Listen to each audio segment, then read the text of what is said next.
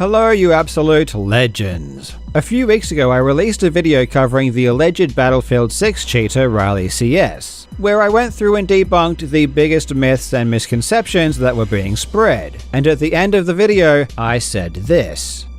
On the flip side, Riley hasn't been banned in-game, which could be used as evidence that she isn't cheating, especially given that according to their anti-cheat team, they have already prevented over 300,000 attempts to cheat already. Well, shortly after I released that video, I started getting flooded with comments saying that Riley had been officially banned. I even got comments saying that Riley had confessed and had been kicked off her team. And indeed, it has been confirmed that Riley CS was banned in-game by EA. And we know that Riley was banned because this video said she was. So, I guess that's that. Case closed. Riley is a confirmed cheater. Thank you so much for watching, you legends. I hope you're having a fantastic day, and I will see you in the next. Well, you know what? I guess while we're here, maybe I should quickly double check that video just to make sure there is some evidence to support that claim, because it is a pretty big claim. I mean, I know that someone would never lie on the internet, so it's obviously going to be a huge waste of time, but these days one of my character flaws is that I tend not to believe what people say unless they prove it. I learned my lesson the hard way. Given the title of the video, I expect there to be something like a screenshot or a video showing that Riley's account was banned. And the evidence must be pretty good because other larger creators were spreading it as if it were gospel. So let's see what Call of Shame's evidence is. As you all know, the video caused a massive uproar because it clearly proved he was using cheats. When the beta ended, the clip spread everywhere, and EA was absolutely aware of it. Normally, EA shares highlight clips from the community on their social channels, but they stayed silent on this one. Why?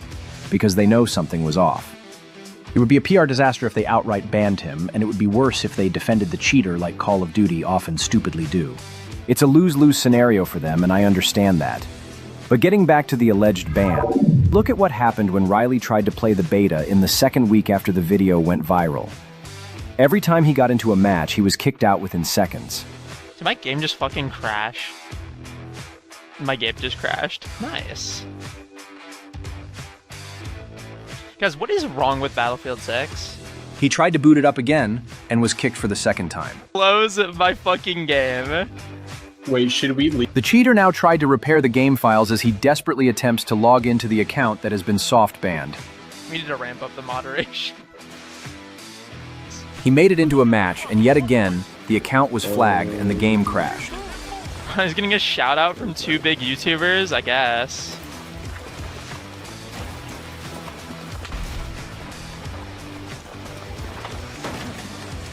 Dude, the door... My game... He tries again, and for the fourth time in a row, his account was blocked from playing Battlefield 6. Terrible news, my game crashed again. What the fuck? This happened repeatedly, to the point where he had to log out and switch to an alternate account.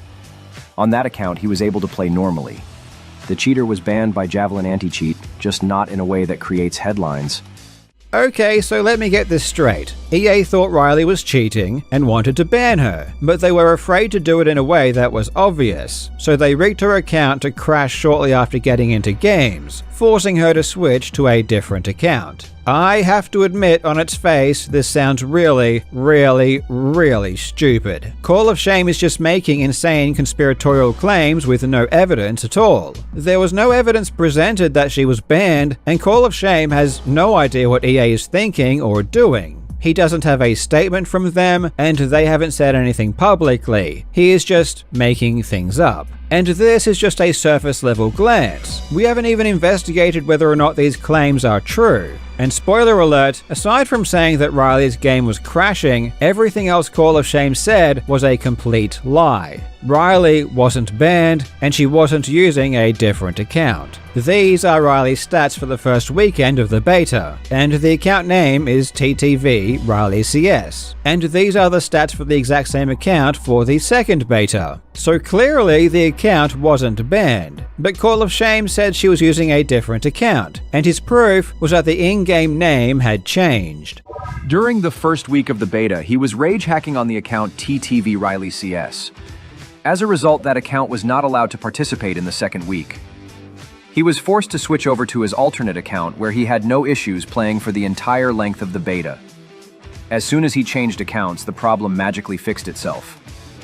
So yeah, it does appear that TTV account seems to have been soft banned for sure.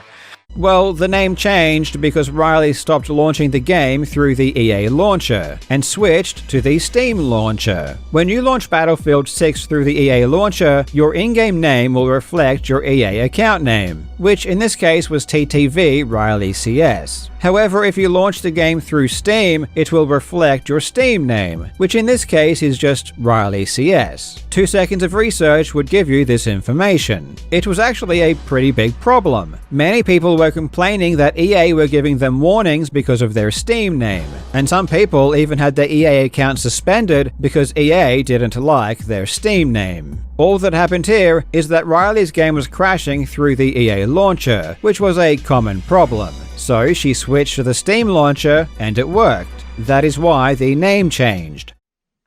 At this point, just use Steam. I'm in borderless Steam window. doesn't have the overlay issue, by the way. That makes sense. Yeah, that might be the method then. Yeah, I was curious if because of the overlay problem, if Steam just had like perma worse performance than the EA app version, and it's actually the opposite. It just never has that issue. Okay, well, we're gonna get a game installing stream, part 2. Just know that when you launch the game via Steam, it shows your Steam name. That's fine. Yeah, it doesn't let you back out sometimes. Did you do any config pause for your FPS? I did during the first beta, but then I had to reinstall my game today to go from EA to Steam, because the EA one just kept crashing, and I haven't done the config since then. And if you search for Riley's Steam name, the one that shows in the game, EA will say that account doesn't exist. All of the stats for the second weekend show under the EA account name TTV Riley CS, the exact same account that showed her stats for the first weekend. And you can see here in footage of Riley's EA account that the Steam name account matches the name that showed in-game. There are multiple levels of deception in Call of Shame's claim. He lied about Riley being banned. He lied about her using multiple accounts, and then based on those lies came up with an insane tinfoil hat conspiracy theory about EA being too scared to ban her, and therefore they devised some bizarre plan of making her game crash at random times because they were afraid of making headlines. And people actually took this guy seriously. And by people, I don't just mean random morons on the internet. I mean huge reaction streamers like Tectone and Asmongold, who watched several of his videos. And Tectone and Asmongold are basically like baby birds with their mouths open, just eagerly gulping down whatever half-digested garbage Call of Shame decided to regurgitate up for them. They both question nothing and believe everything is fact without any hesitation. And their explicit acceptance of Call of Shame's videos then spreads to their audience, who blindly believe them also. In this case, the stakes couldn't be lower. We are just discussing whether or not some random person on the internet is cheating in a video game. However, I care less about the content and more about the implication that so many people are willing to believe whatever they are told without evidence. And then they will go even further and attack me and claim that I am a mindless defender because I don't do the same. I am less a defender of Riley as I am a defender of logic and not jumping to conclusions. I have never once said that Riley didn't cheat, and I even said that a reasonable person would look at her footage and assume it's cheated. It's just that I'm not personally convinced. But many people were angered by this. And in fact, things are getting a bit too insidious for my liking. Listen to this. When Carl Jost put out a video attempting to defend Riley CS, I was honestly confused because he has some actually pretty amazing videos, and then I quickly realized why he did it. If you're going to make an impartial video, you should never let a blatant cheater dictate how you tell your story. I made many points in my video, and Call of Shame addressed none of them. Instead, he just asserted that I was defending Riley because I talked to her. Or rather, he asserts the mere fact that I allowed her to speak with me means that I'm biased and everything can be discarded. Let me be clear, this is an evil philosophy, but watch how it spreads. Tectone reacted to Call of Shame's video, and look at how he responded. When Carl Jost put out a video attempting to defend Riley CS, Oh, this guy went in on me. Yep, trying to farm some really big internet updates. Yep. Oh, he said Tectone bad in 2025. Plus 1,000 karma. Good Lord, man. The moment a video starts out with Asmon and Tectone bad, I'm like, I'm good. And you know what's crazy? He said both of those things in this video. Yep, why wouldn't he? Now first, Tectone is a blatant liar. I never said he was bad. I made no personal attacks in the video whatsoever to a single person. In fact, I never even said his or Asmongold's name. All I did was show 2 clips of Tectone and disagreed with his logic about whether or not you could tell if Riley could track someone through a rock. I made no comments directed at him or about him at all. So imagine that. All I do is disagree about whether or not you could tell if Riley was tracking someone through a rock, and in response, Tectone lies to his audience. He tells them that I said he and Asmongold were bad, and that I went in on him hard. He lies and does this to get his audience to hate me, simply because we disagreed on some point that, in the grand scheme of things, is meaningless. Which makes it especially ironic when he leaves YouTube and blames other people for being toxic. But it gets even worse. Tectone agrees with Call of Shame that I shouldn't have let Riley speak with me. Yep. and then I quickly realized why he did it. If you're going to make an impartial video, you should never let a blatant cheater dictate how you tell your story. Yep. Yep. This was shocking to me given that Tectone has an American flag hanging on his wall. He even wants an American flag tattoo. Getting more tattoos. So probably getting a collarbone tattoo and getting all this arm sleeved up. Getting the American flag pretty soon with a little bit more than the American flag, but I'm very excited about that. I believe it is immoral to not allow the accused person to defend themselves, and that's also why it's in the Constitution. Of course, this isn't a real trial, but this is the court of public opinion, and the philosophy should still apply. But Tectone seems to disagree. Tectone pretends to believe in American values, but when he wants to attack someone, giving them any rights is seen as a bad thing. And if his principles crumble to dust this quickly and easily over something as significant as this, just imagine what would happen over something more serious. Asmongold also just blindly agrees with Call of Shame and doesn't bat an eyelid when he claims that me talking to Riley made me unreliable.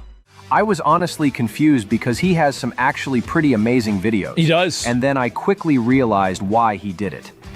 If you're going to make an impartial video, you should never let a blatant cheater dictate how you tell your story. I would be happy to talk and share my side of everything. Oh, so we just talked to him. Well, I guess, big surprise. Now I think if you sat down with Tectone or Asmongold and had a respectful conversation about due process and why it's important, they would actually agree that an accused person should be allowed to defend themselves. But clearly they have allowed this situation to not only turn them into a pathetic liar, as is the case with Tectone, but to completely oppose something as inarguably necessary for a healthy society as communication and due process. As it stands, these people do not want a proper investigation. They already have their conclusion, and they are only interested in hearing evidence that conforms to their existing beliefs. The mere possibility of Riley providing any counter-evidence to me is triggering to them, and in my opinion, just this one point alone, the fact that they don't want me talking to Riley at all, is enough to prove that they do not care about the truth whatsoever, and simply have an agenda. Now, with that out of the way, let's expose more of Call of Shame's lies. Legend, back in the day when I was maturing into a dashing young man, there were 2 fundamental truths in life. The first was that every nerd wanted to be an elite programmer, and the second was that learning to program was boring as hell, which is why I personally failed programming in university and dropped out. But with today's sponsor Boot.dev, learning to code is nothing like it used to be. Boot.dev makes learning to program fun. It integrates earning XP, gaining levels, and completing quests to make it feel as much like a game as it can. You can learn a bunch of languages like Python, SQL, and Go, plus many more, and courses are structured really logically to make your progress as smooth as possible. But what I personally think is most amazing about Boot.dev is Boots. Boots is a personal AI tutor, and Boots is incredible. It's trained not to give you the answers outright, but to rather help you solve problems yourself, which is a much more effective way to learn. And I can go from having no idea what's going on to fully understanding how to solve a problem in just a couple of prompts. So if you're looking for a well-paying job and want a career in back-end development, or maybe you just want to learn to program for fun, Boot.dev is the bee's knees. Just click my link in the description or scan my QR code and use code CARLJOBS to get 25% off your entire first year on an annual plan. And of course, there is a 30-day no questions asked money-back guarantee, so there really is no reason not to try it out. First, we need to address the elephant in the room. Call of Shame is an AI channel. We need to go no further than the fact that it's voiced by an AI. It's not even a real person. So it's pretty funny that anyone, let alone large content creators, would watch any of these videos and take them seriously. But I suppose my standards must be too high. Historically, Riley has been banned twice on Twitch. Once recently after her montage went super viral on Twitter, and once back in October of 2024. Let's listen to what Call of Shame has to say about Riley's ban last year. CATGIRL was actually banned for 7 days on Twitch back in 2024. Now back then, Twitch were extremely lenient for cheating. So if you got a 7-day ban for cheating, you were absolutely 100% cheating. There is no debate. This was a 7-day ban for cheating in a multiplayer game. And people are still defending him. Wake up, you bunch of morons. He asserts that if you're banned by Twitch, that you are 100% cheating. According to Call of Shame, there has never been an instance where someone was incorrectly banned. And I guess that's why Twitch doesn't even give streamers the chance to appeal their bans. Because if they are banned in the first place, there is a 100% chance they are cheating. Well, except for that little tiny detail that Twitch does actually allow streamers to appeal their bans, because mistakes do happen. And funnily enough, after Riley was banned in October of 2024, she appealed, and her appeal was accepted. Her original ban was on October 18th. After appealing, Riley received an email on October 22nd saying that the ban was due to a mistake, with Twitch saying, "A member of our team has reviewed your appeal and determined that your account was suspended or blocked due to a mistake on our part." But I don't get it. This can't be true. Call of Shame said Twitch never makes mistakes. Twitch is basically God. Call of Shame also lied and said that the appeal of this ban was denied, and Riley served the full suspension. As everyone knows, back in 2024, he was banned on Twitch for 7 days for cheating. He appealed the ban, but the appeal was denied. Again, this is just a lie plucked out of thin air. It really needs to be stressed again that this is an AI slop channel producing a video every single day. It's impossible to do proper investigations and make videos this quickly at the same time. The only way slop channels can produce content so quickly is by doing no research, making things up, and hastily pasting together videos with enough padding as they can muster. And their audience is entirely made up of gullible people who don't understand how this slop machine works. In the case of the most recent ban, Call of Shame made a video titled "Leaked Twitch Document Confirms CATGIRL Cheated," and he shows an email from Twitch saying the appeal was denied. Newly obtained evidence indicates he was banned for cheating, served the full length of the ban, and had his appeal denied after a manual review of his gameplay and submission. They lied to you. All of them. They said he appealed, and that Twitch reviewed his gameplay and lifted the ban, but that's nonsense. His appeal was denied, both times. And in both cases, Riley had to serve the entire length of his ban for cheating in multiplayer games. Notice how he claims that people said Riley appealed and Twitch reviewed the gameplay and lifted the ban, though doesn't produce a single piece of evidence to support this claim whatsoever, or any examples. And I couldn't find anyone saying this claim myself. But more importantly, look at this email. Notice anything strange. Riley's name is misspelled, and the formatting doesn't match a Twitch email at all. The formatting is completely scrambled, and there are no hyperlinks. hyperlinks. This email is completely fake. What's interesting though is that Riley did actually appeal this recent ban, and it was denied. Here is the real email from Twitch. And what's incredible is that the real email wasn't even leaked. The YouTuber Enders made a video on October 12th, where he shows the real email and says that the appeal was denied. Riley got the Twitch channel that they stream on mass reported and falsely banned. When I emphasize falsely banned, because of this clip, right? And here's the appeal. Here's the initial ban that Riley sent me. The appeal was denied, right? And Riley's Twitch account was, I think, suspended for 24 hours. As of recording this video, Riley is unbanned, so they will be back to streaming. Then Call of Shame, 2.5 weeks later, on the 29th of August, makes a video titled Leaked Twitch Document, where, as echoed in the description of the video, he proclaims that he is revealing leaked screenshots proving that the appeal was denied, and also claiming that Riley defenders were lying and saying the opposite, and while doing so, showing a fake email. It's all incredibly bizarre to me. But again, this is what happens when AI is used so heavily to make a video. After getting called out for using a fabricated email, Call of Shame scrambled to find an excuse, and this is what he came up with. In a recent video, I showed a document confirming that Riley CS was banned for cheating in multiplayer games. It also shows that he appealed, and the appeal was denied, meaning a manual review was conducted, and the reviewers were not satisfied with his gameplay. This is huge, as it completely refutes the arguments of mass reports, as it was a manual review. To make the screenshot easier to read, I ran it through a digital enhancer. In the process, the tool removed the mouse pointer and accidentally clipped the final S in the username, so Riley CS appears as Riley C. That's the only change.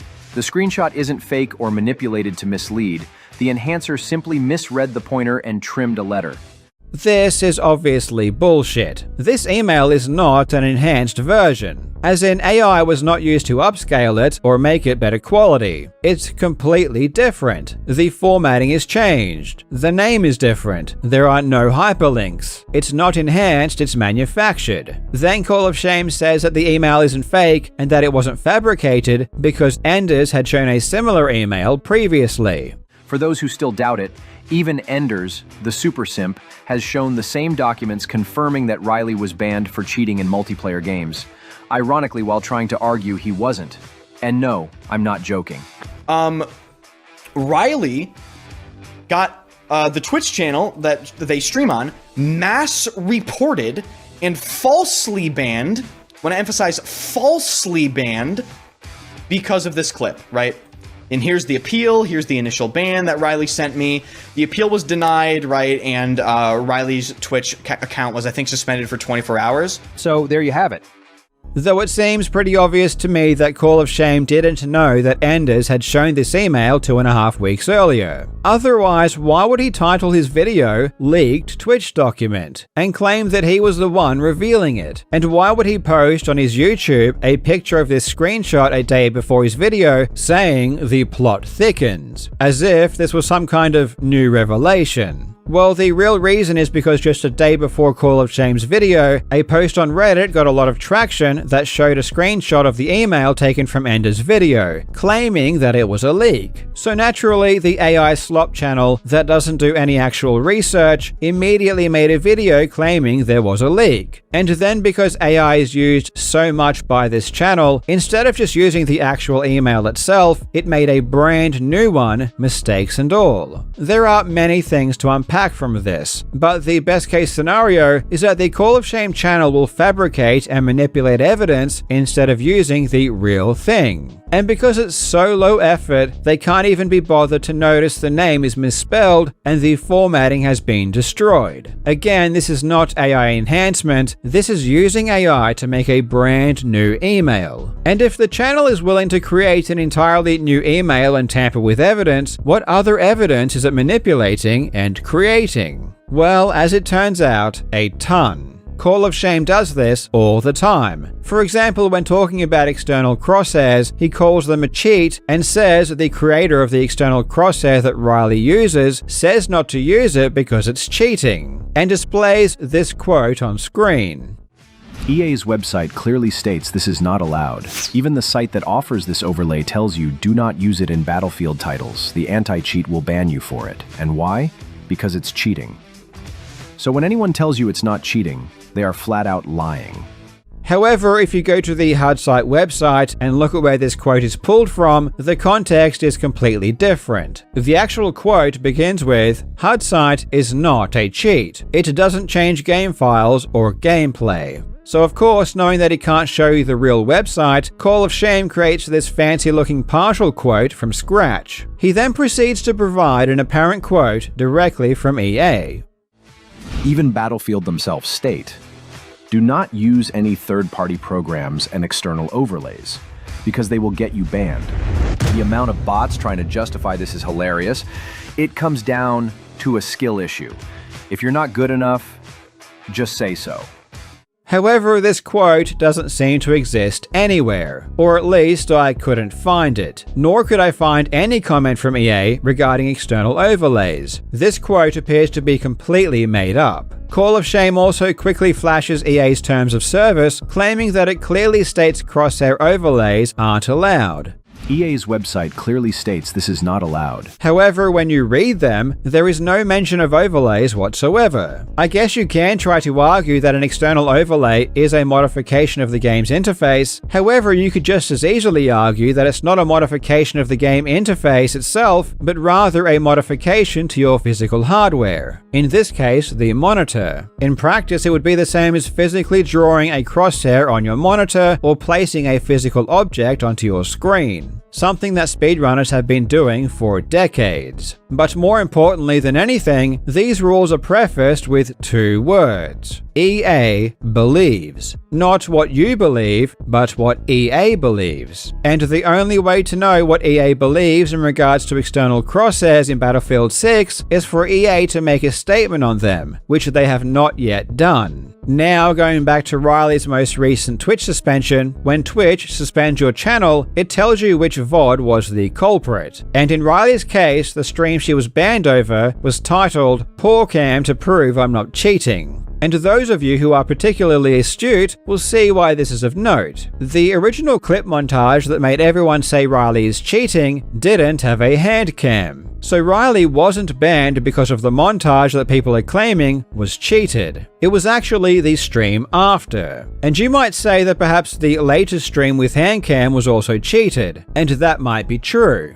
But there is an expert that disagrees. There is a very trusted figure who has conducted thorough investigations on Riley's play that says her gameplay with the handcam is not cheating. This CATGIRL person put out a new clip trying to prove he doesn't cheat. But let's be honest, this is just normal gameplay. All I see is someone standing still and spraying with a light machine gun. Everybody does that, it's nothing special. Where are the snaps? Where's the aimbot?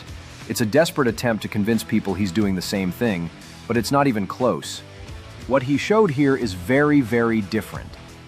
Hilariously, because Call of Shame doesn't do any actual investigation and therefore doesn't have access to important information, he will say things that are completely self-defeating and not even realize it. The reality is that Twitch didn't ban Riley for that famous montage or the stream that produced it. No one really knows why Riley was banned either. In his video, Enders claimed that Riley was banned due to mass reporting.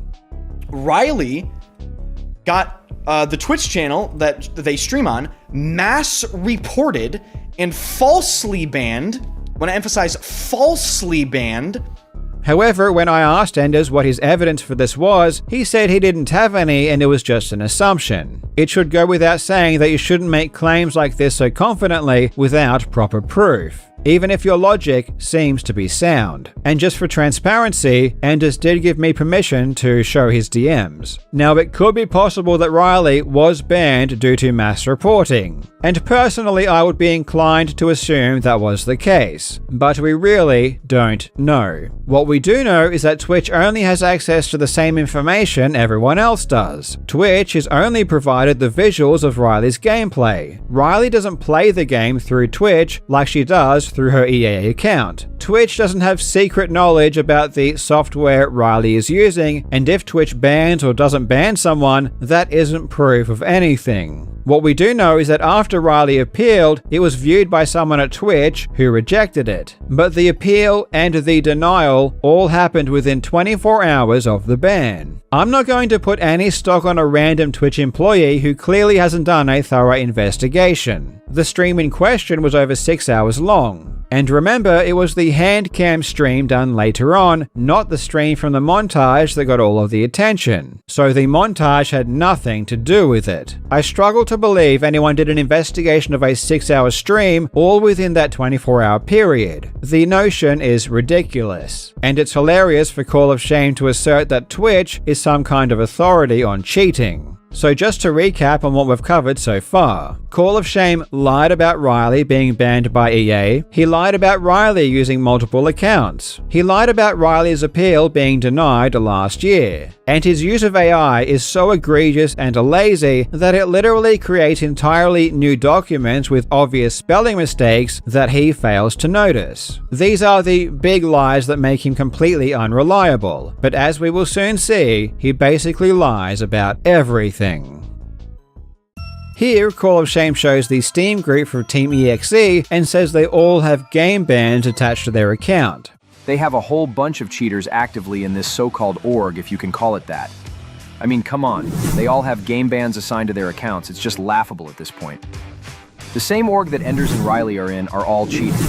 I'm not making this up, people. You can check it yourself. It's insane. Call of Shame says to check it out yourself, so I did. The group has a total of 93 members. You would think, given what Call of Shame said, that most of these accounts would have bans, if not all of them, as he literally said. But of those 93 members, only 5 of them have bans associated with their Steam accounts. 3 of them are for bans that were 6, 7, and 10 years ago respectively, and the other 2 are 1 year and 2 years ago. So 5 out of 93 members have a ban of some kind, with 3 of those being over 6 years ago. And Call of Shame says all of the players have bans. They have a whole bunch of cheaters actively in this so-called org, if you can call it that. I mean, come on. They all have game bans assigned to their accounts. It's just laughable at this point. Again, this isn't a defense of Team EXE. It is only to show that Call of Shame says things that are false and uses extreme hyperbole to make points. And really, saying he uses extreme hyperbole is basically me being nice. It's essentially just lying. Call of Shame's use of logic is astoundingly poor, which is evidenced by the way he talks about Shimmy. Shimmy was the Team EXE member that was kicked off the team for using an aimbot in Battlefield and Call of Duty. And then it was uncovered that he was also cheating in Kovacs as well. I made a whole video about this a few months ago, but listen to how Call of Shame describes this situation. Team EXE, or XE, whatever you want to call them, I don't really care. They had to make a public statement and admit he was using soft aim. And because the situation was so public, they really had no other option. Forgive my French, but this is truly fucking stupid. He says that Team EXE removed Shimmy because the situation was so public that they had no choice. And because the situation was so public, they really had no other option.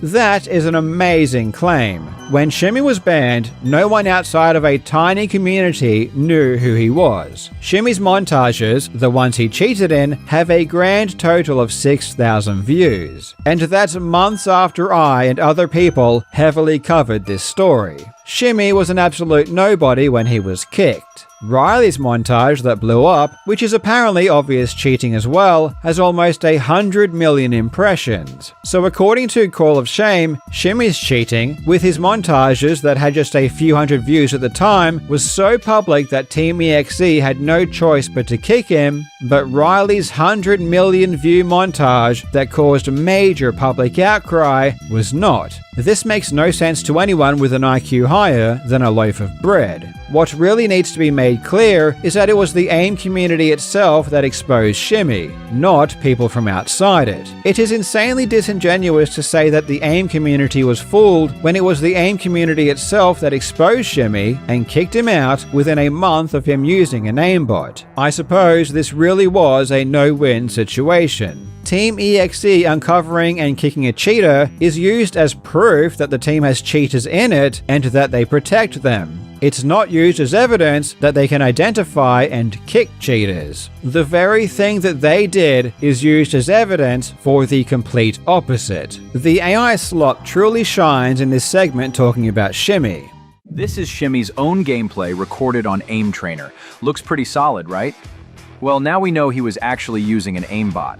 So anyone claiming that great aim from Aim Trainer alone proves legitimacy can throw that argument out the window. I've just proven it false. Notice the weird grammar, and it doesn't even know what Kovacs is called. It just calls it Aim Trainer. Personally, I never said that being good at aiming means you aren't cheating. I've seen other people say that, but anyone who has watched my channel would know I would never make that claim myself. World-class players cheat all the time. Being very skilled at a game doesn't make you immune to cheating. In my video, I talked about the AIM community and said they have better aim than professional esports players. This was not to defend Riley and say that she isn't cheating. It was simply to dispel this misconception that esports pros have the best aim, which is demonstrably false. This misconception was being used as evidence for cheating. But when you have people that are perceptually very, very good players, but they're not entering competitions and they're not winning competitions, I generally assume that they're probably cheaters. So while other people may have used this poor argument that because someone used an aim trainer they wouldn't cheat, I never would. I would only seek to combat misinformation and make sure that if people are going to claim someone is cheating, it should be for the right reasons. Call of Shame also puts Riley's and Shimmy's gameplay side by side and claims they are identical, which is provably false. The gameplay is identical. The same snap behavior is there, but let's be clear, the snap itself is not the cheat. The soft aimbot is the mechanical auto-correction that takes over as the crosshair nears the target. The so-called pro players and Riley defenders from that strange little list they created just don't recognize what soft aim really looks like, so they gaslight the clips by overanalyzing and debunking the snaps. But the snaps were never the issue. What matters is the underlying soft aim correction, and here, the gameplay is a dead match. It's exactly the same. This is a closed case. There's nothing more to be said. Shimmy was banned precisely because his aimbot locked onto the same part of the enemy every single time. But if you actually spent any effort looking at Riley's clips, this is not the case at all. Call of Shame's inability to use logic manifests in funny ways, with the channel arguing with itself video to video. Originally, the channel claimed that Riley's snap to the rock was all that it needed to see to know that she was cheating. So yeah, I think we can pretty much all agree that he is absolutely cheating. I mean, there's no debate. Let's just call it what it is. The moment he moved towards the guy behind the rock was pretty much enough for me to stop watching this clown. He's done. And it claimed that Riley's snapping to enemies was an obvious aimbot. Check this out. This is a snap, no debate. I can't say for sure yet if this is an aimbot or some other third-party software until I finish my data models and start examining this with TrueSight. I mean, what are we even talking about here?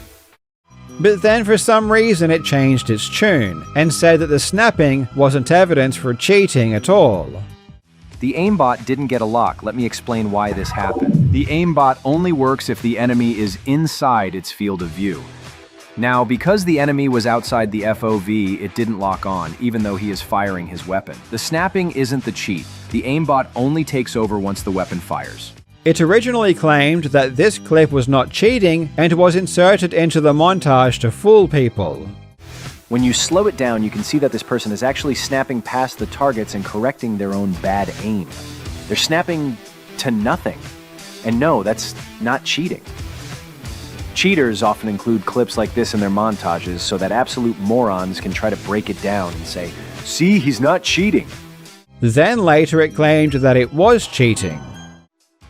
Now that you've seen what soft aim looks like, let's compare Riley CS side by side with Shimmy. But I'm going to use the actual gameplay that got him banned. The gameplay is identical. The same snap behavior is there, but let's be clear, the snap itself is not the cheat. The soft aimbot is the mechanical auto-correction that takes over as the crosshair nears the target. Look, it's clear this is cheating. I've not only proven it, I've provided the receipts. The defenders are losing, and they know it. Remember, Call of Shame doesn't do any research or any investigations. The AI makes a video every single day. Of course, it must be prompted by a human, but that human isn't doing any real work. And whoever is prompting the AI clearly doesn't care about logical consistency or accuracy. Call of Shame can't even go 30 seconds without saying something stupidly conflicting. Listen to this amazing segment. I'm also hearing now that he was banned in Titanfall some years ago for using aimbot. Look, multiple channels have presented concrete proof that he is. So the question is, are you going to side with hearsay or the facts staring you right in the face? I'm also hearing now that he was banned in Titanfall some years ago for using aimbot. Are you going to side with hearsay or the facts staring you right in the face? This is truly beautiful. You know what's really funny? Back when I made my original Riley video, I said this. The channel Call of Shame, who seems to be very knowledgeable on aimbots, and to be honest a lot more knowledgeable than most people I see talking on this matter, claims that the snap to the rock was not cheating at all. And many people took this seriously. And I must admit, this is my deadpan Australian sarcasm failing to land once again. This was a joke.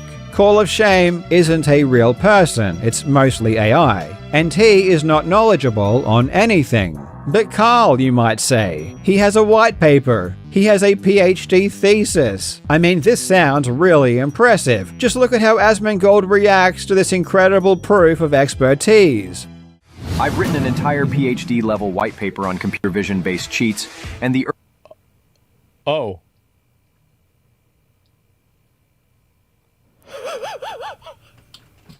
No. Oh no. Oh Jesus, here we go, guys. urgent need for anti-cheats to step up against AI-driven exploits. Wow. In it, I go in depth on soft aim technology and the broader dangers that modern AI Bro, this guy's actually like. So you've got a PhD versus versus some retard? Oh no. Except when you actually read the paper, it's just more AI trash. Let's forget about the fact that when you put the paper into an AI text detector, it says almost the entire thing is AI generated. The content itself is just self-serving garbage that is just a marketing ploy for this alleged True Guardian site anti-cheat, software that you can't download or test for yourself. But just trust me bro, it's a real thing that really works. This PhD thesis has amazing references, like a Reddit post and YouTube videos. And wow, it even references the exact same website twice, which means this source must be especially important. So what exactly is anybrain.gg? Oh, it's a sales page for another AI anti-cheat software, the exact same type of software that Call of Shame has proclaimed to have developed. Well, if this doesn't scream legit to you, honestly, nothing will. This is as airtight and trustworthy as you can possibly get. It even shows a graph that proves it outperforms all of the other anti-cheat software with no paper or study to substantiate this claim whatsoever. Nor do the references the paper provides point to the data shown in the graph. And the title of the graph is misspelled. In fact, none of the claims in this paper are sourced at all. There is zero sourcing or any citations in this entire paper. Just a bunch of assertions with a list of random references at the end. But given that none of the claims are cited, it's impossible to tell where they came from. But surely it has to be legit. I mean, when he talks about his white paper in his videos, listen to the music. In fact, I've written a full white paper on computer vision cheats, the dangers they pose and how anti-cheat systems can effectively stop them. It's available on my website, and I've also submitted it as part of my PhD research for peer review.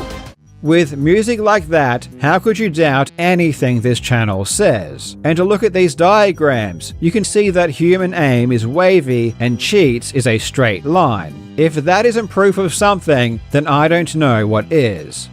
Over the past 6 months, I've been investigating, researching, and reverse engineering external cheat devices to determine the most effective ways to combat them in first-person shooters. Yeah? The result is a groundbreaking anti-cheat. Look at all the sources and everything. Oh my god.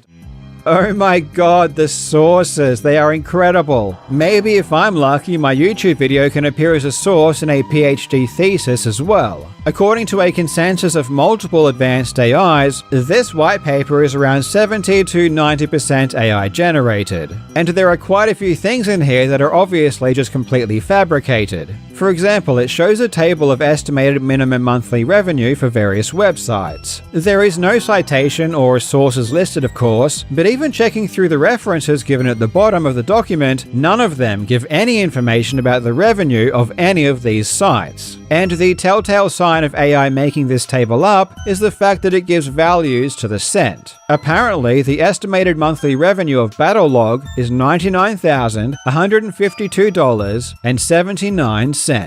Humans don't do this. Estimates are usually in a range or rounded to the nearest thousand, not given in exact cents. And according to AI, the pseudocode in this paper is tutorial level and inconsistent with the sophistication claimed. The issue of this white paper being AI generated has already been brought up before in a video by Boren.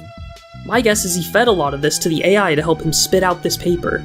And while unreliable, I ran large sections of this text through AI text detectors online, and basically all of them said that large portions of the text are 100% AI generated. And Call of Shame has even responded to this very point.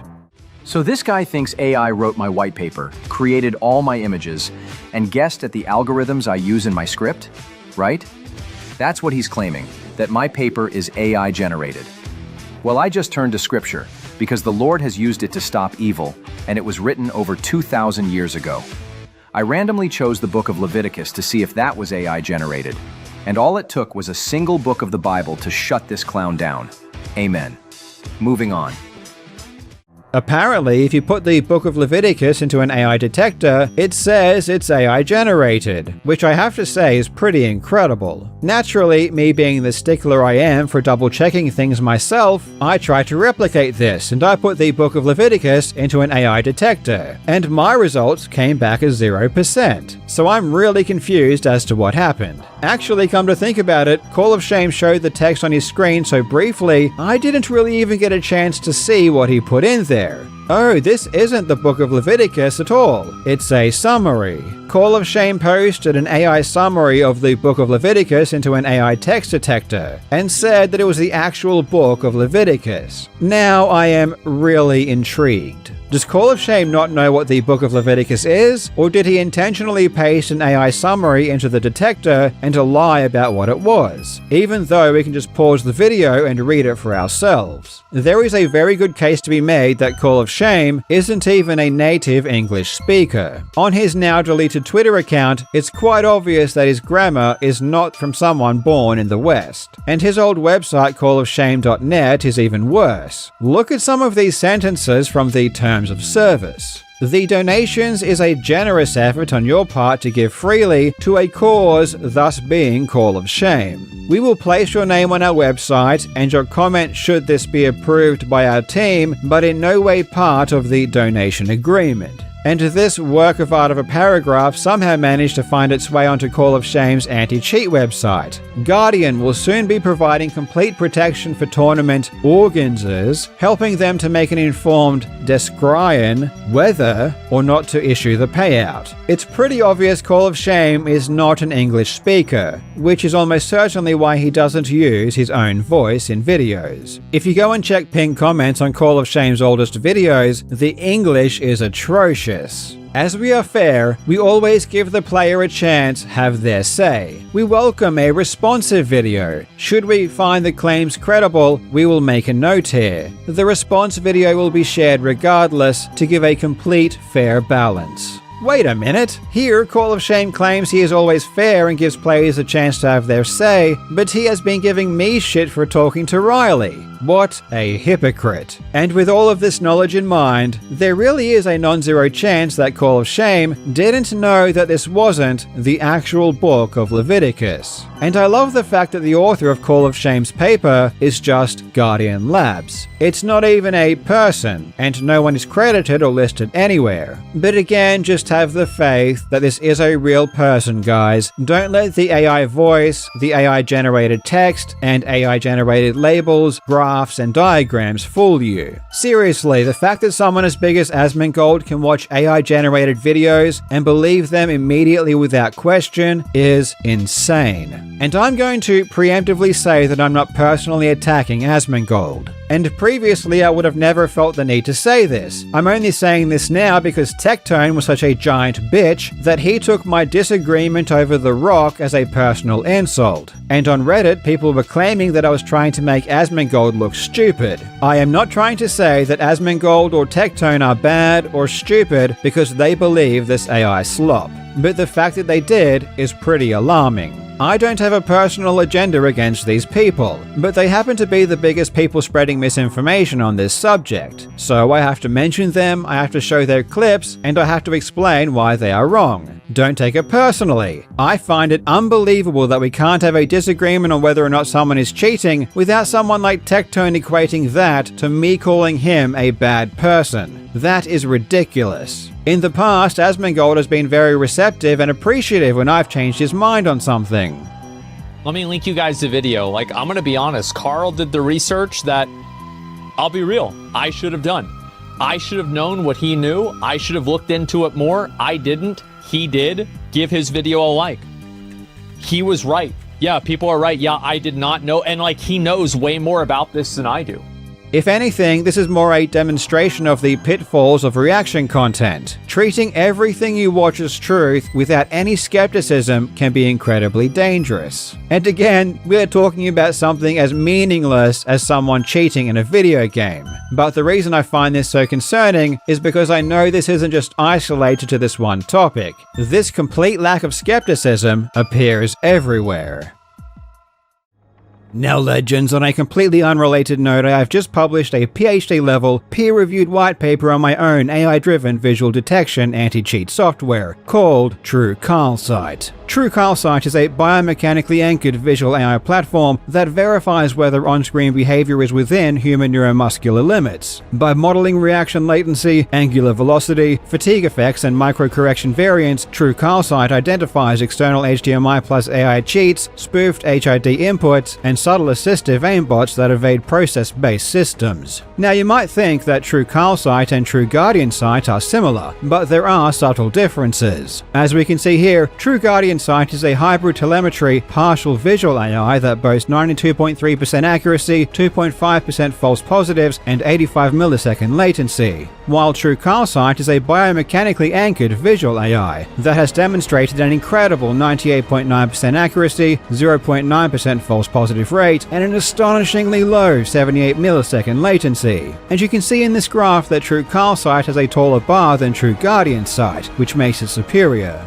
TrueCarlSight has already been field tested with impeccable results. After being implemented at the 2024 Global FPS Championship, a referee described TrueCarlSight as the first system where I could look at the data and feel certain it wasn't just telling me a process looked suspicious. It was showing me this flick is impossible for a human hand to make 50 times in a row.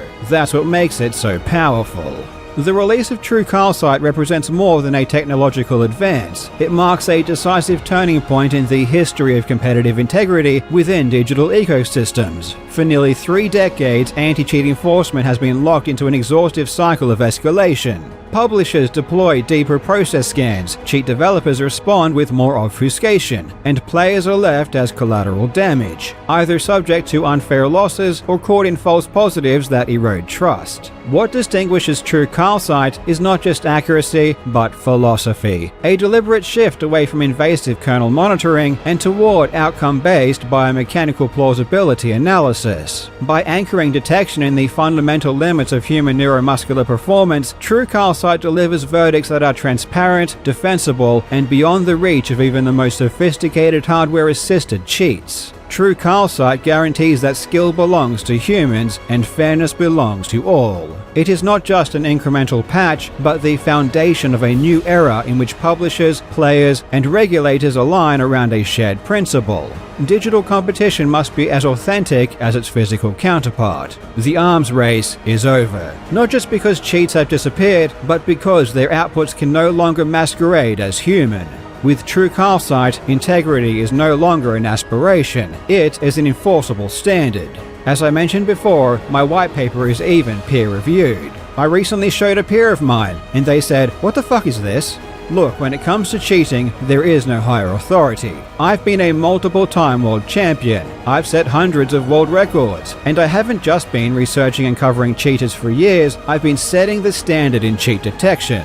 Nothing could be clearer. True Calcite is the future. And you can download my full PhD level peer-reviewed white paper at truecalcite.carljobs.gg.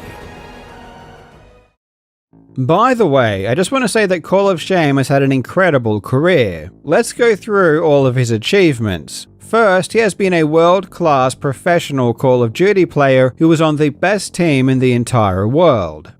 Let me be clear, I've won countless ladders in old-school Call of Duty competing on game battles, earning thousands of dollars competing back on the Xbox 360. I played for the best team in the world. I've been there, I've done it, and I know exactly what cheating looks like.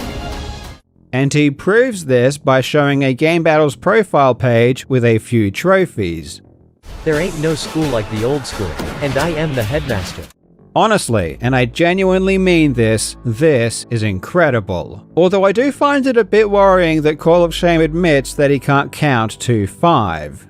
Let me be clear, I've won countless ladders in old-school Call of Duty competing on game battles.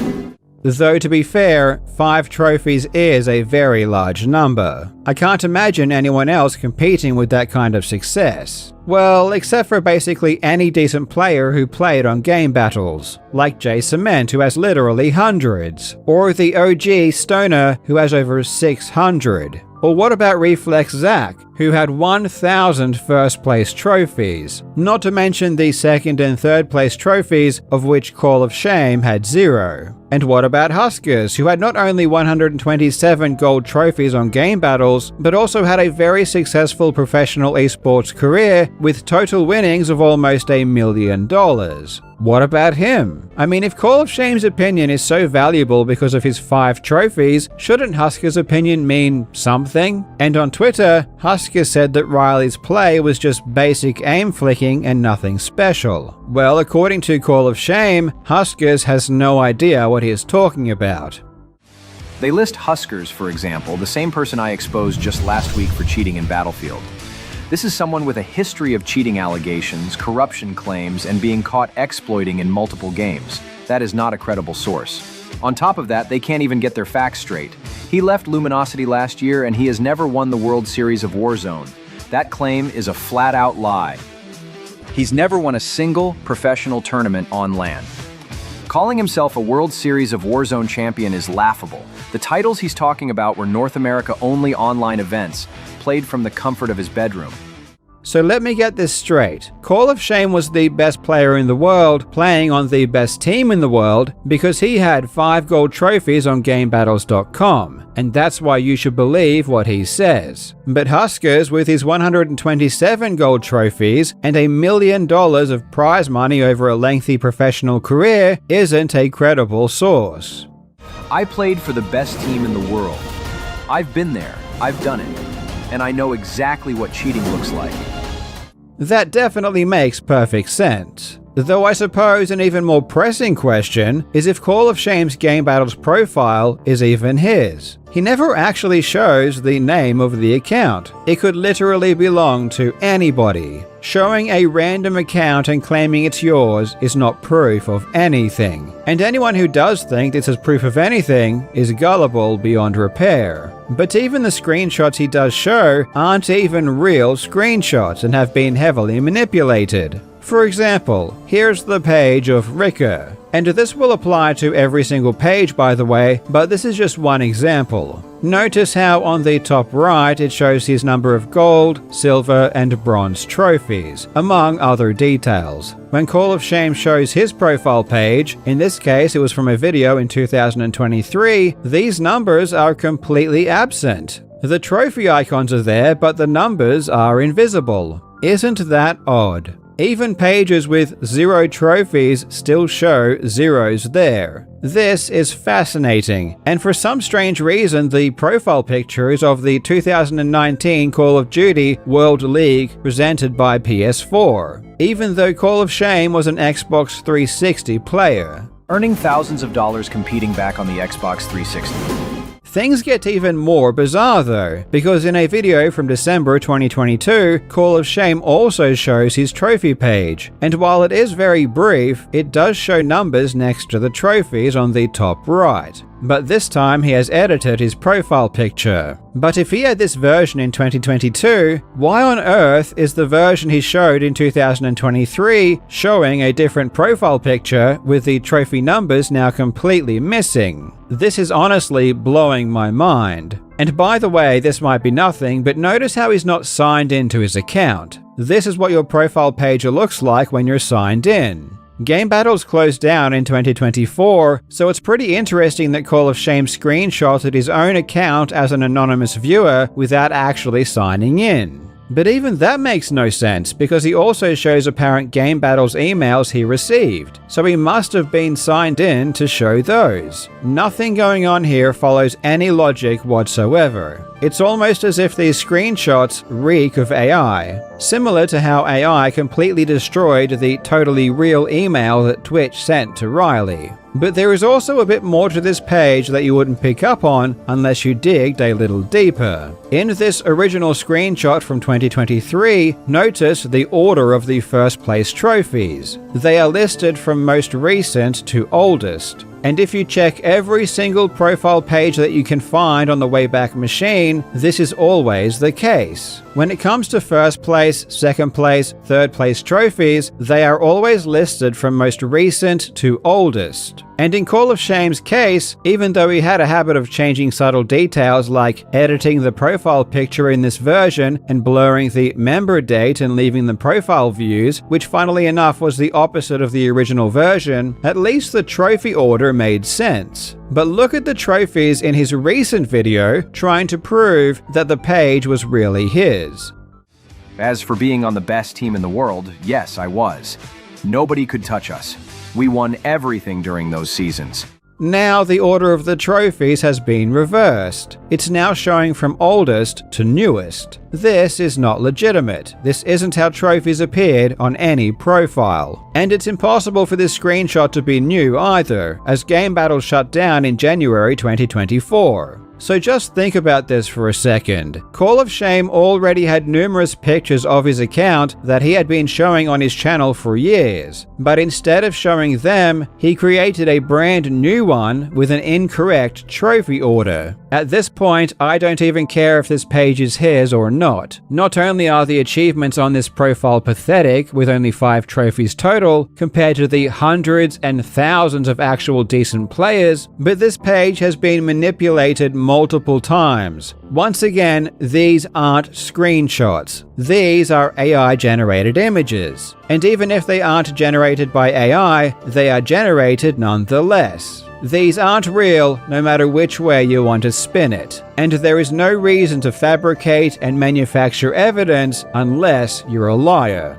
But anyway, let's move on. He also spent decades on the forefront of cybersecurity and anti-cheat technology, working for Symantec. When it comes to cheating, I am a credible authority. I've spent decades on the front lines of cybersecurity and anti-cheat technology. I worked on Symantec's double firewall, where my mission was clear: identify threats and stop them. I pulled apart Trojans and worms like Sub7, NetBus, and Back Orifice. And he worked on the MSN Gaming Zone. I worked on the MSN Gaming Zone, where I monitored cheating across a variety of titles. And he even built his own gaming platform, directly competing with GameSpy. I even went as far as building my own gaming platform, yes, my own platform, directly competing with GameSpy and others at the time. And he also worked with Microsoft. Later, I collaborated with Microsoft to track down cheaters in Age of Empires, which, by the way, I still play to this day. And he even built his own anti-cheat software. I've even written my own anti-cheat. And no, I didn't need kernel-level access. I used AI-driven bots to infiltrate cheat sites, analyze loaders, extract cheat signatures, and break them down into raw data. And then, just to make things harder for cheat developers, I converted those signatures into what I called angelic script. It was an innovative approach, and it worked. I developed Ricochet Trust Score, software that leverages user mode anti-cheat techniques to validate a player's PC integrity before the game even boots, using Secure Boot and TPM long before they became industry standards. And he published a peer-reviewed PhD-level paper. And even published a peer-reviewed PhD-level white paper on computer vision-based cheat detection. Wait a minute. Published, peer-reviewed, PhD. I don't think Call of Shame knows what those words mean. In any case, Call of Shame has amassed almost as many achievements as Tommy Tallarico. I'm sure his mother is very proud. And Call of Shame is extremely connected. He even works with the FBI. I recently have been working with a very good friend of mine who works for the Bureau. I met her some time ago while visiting the Ark encounter in Kentucky. I wanted to provide a timeline of events to present the best arguments I can about the cheating in Call of Duty Warzone. I headed for coffee to meet and discuss the best approach to build a case against some Warzone streamers to then present it to the community to make the ultimate decision. We disagreed how the evidence should be presented. However, the FBI was correct, and after some fresh coffee, we put aside our differences, and I agreed she was absolutely on point. Honestly, it might be faster for Call of Shame just to tell us what he has not done. Call of Shame has done it all. He was the best gamer ever on the best team in the world, he worked with the biggest companies ever, he built his own gaming platform, he built the best anti-cheat software ever, he created the greatest PhD thesis ever, that was definitely not AI generated, he has decades of experience on the front lines of threat detection. I was there during the IRC wars, when groups clashed for dominance. I watched the birth of botnets, the rise of reverse connections, and the inevitable collapses that followed. I lived it. They didn't. He has seen it all, but with all of this real-world experience, he won't tell you his name or let you hear his voice, and spends his time anonymously creating AI slot videos on YouTube. Yes, this definitely checks out. Recently, a few people have been looking into Call of Shame's channel, his anti-cheat software, and his white paper, with several videos being released from a few smaller creators who realized that Call of Shame is a total fraud. Struth Gaming did a recent video going over Call of Shame's white paper in detail, highlighting that it's a bunch of nonsensical, baseless claims with nothing to back them up whatsoever. And get a load of this sentence. This white paper elucidates the theoretical foundations, architectural details, mathematical derivations, blah blah blah. And then we have him typing like this in YouTube comments. Thank you, no space. So much, mate. You're wrong, you're too kind. I appreciate, random capital letter. It's so much. So kind of you, Jared. Yep, you're wrong, you're right though. Missing the UGH. Dead on. It's indisputable, but simps will simp with ought. With -ought questioning anything, like, how do you mess that one up so badly? There's no blaming autocorrect for that. Same guy, by the way. The layers upon layers of disingenuity and deception are simply remarkable. He had to type in the values to create this graph. There is no mistake, he repeatedly chose to misrepresent the data and even present data that doesn't exist to make his own anti-cheat look better. And once again he refers to biomechanics, and this time biomechanics studies. Surely there's a reference for that one. Nope, none of these are a biomechanics study. But while we're here, let's look at this hilarious excuse for a reference list. New AI classifier for indicating AI written text. Why on earth is that referenced? What a massive self-report. An AI-generated paper on a computer vision AI anti-cheat referencing something about AI written text that was never mentioned anywhere in the paper. There is no way Call of Shame put that there himself, right? Like, it's so stupid. And Harmful Opinions highlighted some really funny things in Call of Shame's past, like that one time he pretended to have a girl on his channel named Supergirl by using an AI voice of a young boy. I am known as Supergirl, and my mission is simple: to remove the streamers so the other players can enjoy a cheat-free experience. You fuck! I don't target any streamer, only the ones featured on Call of Shame. Call of Shame. Why, a couple years ago, were you pretending to be a woman and uploading clips suspiciously aiming through rocks, just like Riley CS? Then I saw him, scuttling up the ladder, so I took my shot. Then you saw him? Where? Incredible work, you managed to perfectly track his elevation through the rock before he emerged. I guess you use aim trainers too. And that voice, it's very familiar. I played Crucible. There was a character in that game called Bug. I protect my garden, and it protects me. I used that TTS as one of my stream donor message readers, in memory of Bug from this dead game. So I know exactly which voice this is. And there's something kinda creepy going on here in my opinion. The voice he chose for Supergirl is called Justin, and this is what he would have seen when picking it. Justin. Male. Child. Having seen that information, he picked that one and fiddled with the sliders just a little bit. Then I saw him, scuttling up the ladder, so I took my shot. Sound familiar? Then I saw him, scuttling up the ladder, so I took my shot. I wanted to ask you this one-to-one, but I'll ask it here instead. Why were you pretending to be a woman using the AI voice of a little boy? Now, Call of Shame claims that this was a content creator he was helping with editing. I have been assisting a new content creator over the last few days with editing and building her first video. Her name is Supergirl, and she will be taking out the cheating streamers in-game. This Supergirl is definitely not Call of Shame. I mean, on the About page of her channel, she did use the exact same kind of weird, unnatural English that Call of Shame uses, but just ignore that part. Apparently, he is now saying that Supergirl had nothing to do with Call of Shame. That's odd because on her About page, it says Call of Shame was doing her editing. Man, what kind of weird, creepy rabbit hole have I stumbled into? And as I pointed to earlier, the channel Boren also did a more general video about Call of Shame and the Riley situation. Now, despite all of these videos getting hardly any views, Call of Shame's response has been pretty funny. He immediately started scrubbing videos from his channel, deleting dozens, and he released a video response I briefly mentioned before, including that example of pretending that an AI summary was the Book of Leviticus. But he's also posted some pretty funny text dumps trying to pretend that these old, cringe behaviors weren't actually him. According to Call of Shame, he was only one of 8 original creators, and primarily worked behind the scenes as a researcher. But now he has taken full ownership of the channel. Apparently, he'd only begun editing about 3 months ago. He says that all of the older content on the channel belongs to the original creators. This is a very interesting claim given that for the past few years, going back as far as 2022, the videos on this channel were always making the same claims about working at Symantec. But it's what I am used to.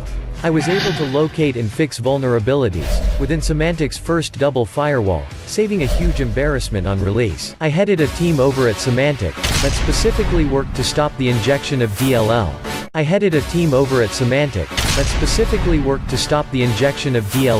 spent decades on the front lines of cybersecurity and anti-cheat technology. I worked on Symantec's double firewall, where my mission was clear: identify threats and stop them. And with Microsoft, my team participated in a Microsoft anti-bribery and anti-corruption program when we were working on a popular Microsoft title. Our job was simple: catch cheaters and publicly display them on the leaderboards. I was also in charge of an independent team of developers that worked with Microsoft Studios with one goal in mind: to catch cheaters. I headed a team of experts where we literally wrote the entire source code for player stats. I've worked with Microsoft Studios to stop cheating at the highest level in many RTS games. I've worked with Microsoft Studios to stop cheating at the highest level in many RTS games. Later, I collaborated with Microsoft to track down cheaters in Age of Empires, which, by the way, I still play to this day. And creating the Guardian anti-cheat. If my Guardian anti-cheat was ready, and allowed by Activision, I know for an absolute fact, I would have caught every single one of them. Soon, it will be ready to be used on the competitive scene, and it will finally put an end to cheating, once and for all. I've specifically designed Guardian to now detect DS4 Windows malicious scripts. I am working hard behind the scenes to really make a difference to the cheating problem. Guardian is now ready. Today, I sent everything to Activision, including the full source code. It detects cheats, scripts, Cronus, DS4 exploits, and so much more. I've created an anti-cheat to stop cheating in Call of Duty Warzone. Guardian is ready, and it's hungry for cheating streamers. Guardian has awoken, and it's hungry for cheating streamers. Let me introduce Guardian Defender. This is designed to be executed while a streamer is searching for a game.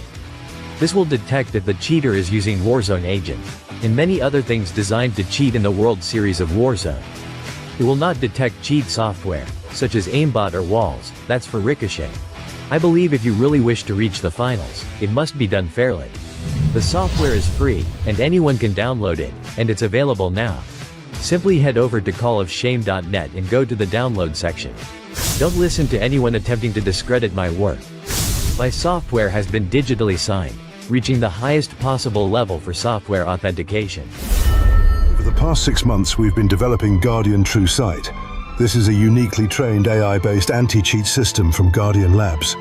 It's powered by advanced computer vision technology, specifically engineered to analyze Call of Duty gameplay with surgical precision.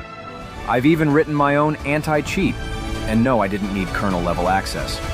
I used AI-driven bots to infiltrate cheat sites, analyze loaders, extract cheat signatures, and break them down into raw data. And then, just to make things harder for cheat developers, I converted those signatures into what I called angelic script. It was an innovative approach, and it worked. I developed Ricochet Trust Score, software that leverages user mode anti-cheat techniques to validate a player's PC integrity before the game even boots, using Secure Boot and TPM long before they became industry standards. So according to this story, despite not being an editor and being only one of 8 researchers, the channel always exclusively used Call of Shame's credentials specifically and no one else's. And the other creators, despite being not Call of Shame, were always just talking as if they were the ones creating the Guardian anti-cheat, and they were doing this for years. So it's quite convenient that none of the other 7 people's credentials or history were ever mentioned anywhere, and they were all completely fine shilling Call of Shame's anti-cheat tools only, and nothing that they'd ever done. And Call of Shame wasn't removing videos to hide evidence. No, it was because the previous creators, the ones that no longer exist, were extremely connected within the television and music industries. And because they were so connected, they were able to freely use copyrighted materials from the movie Kick-Ass, and Sia's music, and even the Game of Thrones theme. Wow. Not only was Call of Shame on the best esports team in the world, and worked with all of the biggest companies, and created the best anti-cheat ever, and is a genius with an amazing published, peer-reviewed PhD thesis, and works with the FBI, but his co-workers on this channel were balls deep in the music and film industry. It's a shame we'll never learn about who these 7 dwarfs were, because I'm sure they all have fascinating stories. And it's a giant shame that none of these other 7 dwarfs have ever come forward to identify themselves. They just shilled Call of Shame's work for years, taking no credit of their own, and then simply vanished like a fart in the wind as soon as the channel received the tiniest amount of pushback from people looking into it. In any case, these mysterious other creators, that were never referenced in any videos, are all conveniently gone now. And Call of Shame has risen like a phoenix as the sole owner. And apparently, despite losing 87% of the channel's workforce, video output wasn't affected at all, despite Call of Shame having a full-time job. And in another amazing coincidence, it was Call of Shame's voice that was chosen to be the voice of the channel and not one of the other creators. YouTube's upcoming policy changes may restrict channels from using AI voices, which could have affected us making our videos. To stay ahead and make sure there are no issues, we'll be switching from an AI-generated voice to a real human one. This way, we can continue bringing you content without interruption. What you're hearing now is the new voice for Call of Shame. Yes, this is my real voice. To be precise, it's actually the voice of one member of the Call of Shame team who has been appointed as the official voice of the channel. As many of you know, several people contribute to how the channel operates and create content, but one voice has now been selected as the main voice of reason. Gee whiz, the coincidences are really starting to stack up here. Now, I know this is all very confusing, but let me just make sure everything is crystal clear. Since 2022, the Call of Shame channel has been talking in the first person about creating the Guardian anti-cheat software, and has been talking in the first person about working at Symantec, and with Microsoft, and being on the best esports team in the entire world. But that was not Call of Shame. That was in fact 7 other people whose backstory or work was never brought up. It was them who pretended to be a girl on this channel by using the voice of a little boy. Not Call of Shame. He would never do such a weird and creepy thing. He's innocent. The funniest claim in this post, however, is that the voice used in these videos is apparently Call of Shame's real voice. And if it sounds weird to you, it's just because he runs it through a non-expressive engine to keep things calm and consistent. Well, I guess that clears that up. No further questions. I honestly don't know what is more bizarre here. The fact that this channel exists, or the fact that people actually believe that Call of Shame isn't some batshit insane fraudster who has faked basically everything about his channel, career, and so-called anti-cheat software. There is one more thing regarding Riley's play that I need to discuss because I had so many comments about it under my last video. People were claiming that Riley's skill level jumped up dramatically from the first day of the beta to the second, and this is definitely true. Her skill level did jump up dramatically. The channel 10IQ Gaming has a video exposing this. Oh, here we go. Here we go. Here we go, boys. Big aim moment. Ready? Here we go. Oh, can he land a shot? Oh, he missed. He overshot it. No way he missed. Damn. What a fuck trash can. Oh, we're coming down. No, we're going off to the right. That's the wrong way. Oh. Okay. We landed a bullet. Oh, no. That's not going to do it. No, the recoil is just too much. I really don't understand how this 16,000 hour player just can't handle recoil. Like, he's gonna run away. Look, he's gonna run away. He's gonna retreat and run away. Oh, if he didn't get the kill, literally in that bullet, he was going to run away around the corner. The only kills that he gets, the literal only kills that he can land is kills where a player doesn't know he's there. That's the only time he wins a gunfight. If it's a fair gunfight, every single time he just gets crushed. So when do we get to see the aim training skill? Is that in the stream, or does this scrub ever make a play, or just get backhanded around this lobby? Oh. As you can tell, this is very deep and thoughtful analysis, but there is actually a key difference between day 1 and day 2, and it's the frame rate. Notice in the day 1 clips, the frame rate is double digits, and on day 2, the frame rate is a consistent rate of over 200. 10IQ Gaming doesn't seem to think that frame rate matters, and asserts that this is just an excuse. From noob to pro overnight. I don't give a fuck if you play Kovac and you're used to 300 FPS, bro, you're still gonna have some skill at fucking 90. And not just be a total fucking bot, struggling to get more than 3 kills per game. How do you go from struggling to get 3-4 kills a game to just dominating like that? However, this just seems to be a huge display of ignorance. It's a well-established, proven fact that the frame rate drastically affects aim. In 2019, Linus Tech Tips conducted an experiment comparing different frame rates and its effect on aim, an experiment which included a couple of professional gamers. And in this experiment, it showed that for the flick aim test, which is exactly the type of aiming that Riley is being called out for, aiming ability doubled, going from 60 FPS to 144 FPS. That is a monstrous difference in aiming between the two frame rates. Shroud himself confirms that FPS is the most important, specifically when it comes to this type of aiming. When you're scanning around a map, do you think having a higher refresh rate monitor helps you identify a target more quickly? that's where I'd say it helps you the most, because when you're the faster you move, the harder it is to see on 60 hertz. If the reaction time is kind of a good way to put it, I guess, because like when you're looking at a still image, nothing's going to change, but once everything's moving around, it's going to get a lot harder. So yeah, absolutely. Going from 60 to 144 is like night and day for me, obviously, right?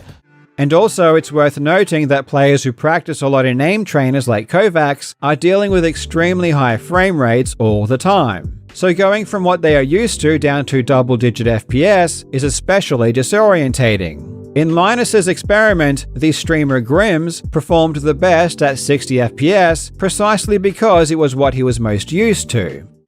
So you were the 60 hertz king today. Not only did you nail more double door shots than Shroud and Corey combined, I think, you also scored equally on your bomb site defense between 60 and 144.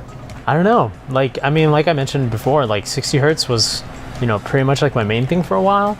And then finally moving on, it like when I switched to 60 hertz, it all kind of felt familiar with like the delays and, button timing and all that stuff. So I was kind of able to just pick it up right away. Also in 2019, Nvidia conducted a study measuring the impact of frame rate on first-person shooter performance, and found a direct correlation between the kill-death ratio and frame rate.